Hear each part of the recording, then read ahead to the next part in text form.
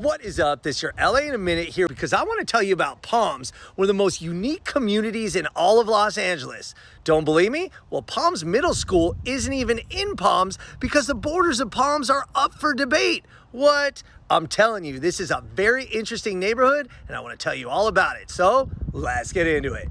So the modern history of Palms goes back to 1915. It's the oldest neighborhood annexed by Los Angeles. But prior to that, in 1819, it was demarcated from the Rancho La Bayona when Agustin and Ignacio Machado would graze sheep and cattle on this land.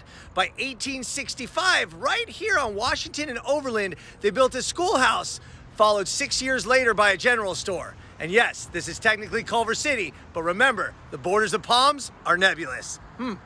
Palms is also home to one of the weirdest and funniest museums you're ever gonna see.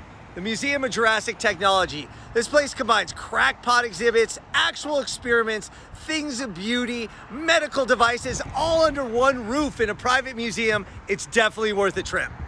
Palms is also home to the Tim Robbins Actors Gang Theater Troupe, which performs regularly at the Ivy Substation at Media Park, which is misbelieved to be in Culver City, but again, it's actually in Palms. Palms is also home to Chippendales, which was started by an immigrant from Bangladesh, Steve Banerjee, who owned a disco on Overland called Destiny 2, but he transformed it into a palace of male exotic dancing and curly mullets. Thanks, Steve. Palms is also known for its wide array of affordable eating options from basically anywhere on the globe. Indian, Brazilian, Himalayan, Oaxacan, Peruvian, you name it, it's in Palms. This is a really good city to just explore and go eat. Just ask Jonathan Gold. Anybody who's tried to park in Palms can attest to the density, which is amongst the highest in Los Angeles.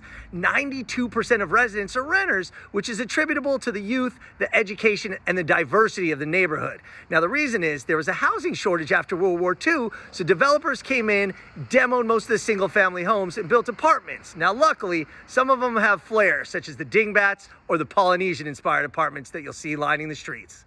Palms was originally called The Palms because the original developers planted 5,000 palm trees along the 8 miles of road around the neighborhood. Now, by the time Palms was annexed in 1915, the was dropped, and unfortunately, most of the palm trees were felled as well.